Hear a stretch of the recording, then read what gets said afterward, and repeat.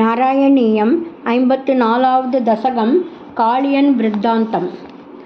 వత్సేవోత్కః సౌభరిర్నామ పూర్వం కాళింద్యంతర్ద్వాదశాబ్దం తపస్యన్ మీనవ్రాతే స్నేహవాన్ భోగలోలే తార్క్ష్యం సాక్షాద్ ఐషతాగ్రే కదాచిత్.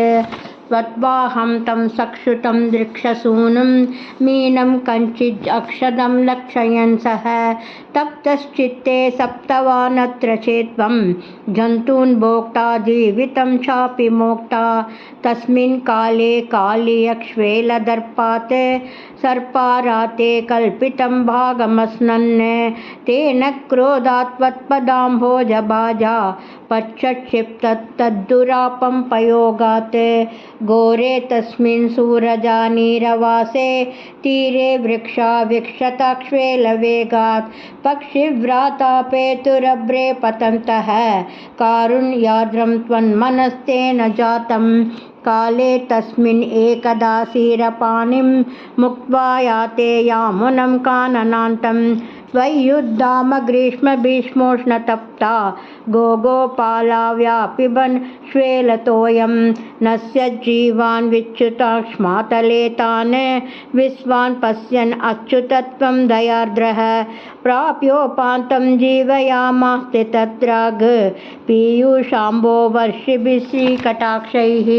కిం కిం జాతో హర్షవర్షాతిరేకः సర్వాంగే విష్యుత్థితా గోపసంకాః. దృష్ట్వాగ్రే త్వాం త్వత్కృతం తద్విదంతః త్వామాలింగన్ దృష్టనానాప్రభావాः.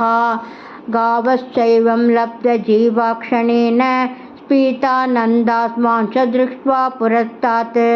ద్రాగావవృः సర్వతో హర్షబాష్పం వ్యాముంచంత్యో మందముద్యన్నినాదः. రోమాంచోऽयं సర్వతో నః శరీరే భూయస్యంతః కాచిదానందమూర్ఛా. ఆశ్చర్యోऽयं శ్వేలవేగో ముకుందేత్ యుక్తో గోపైనందితో మందితో భూః. ఏవం భక్తాన్ముక్తజీవానపి త్వం ముగ్ధాపాంగై అస్తరోగాం స్తనోషి.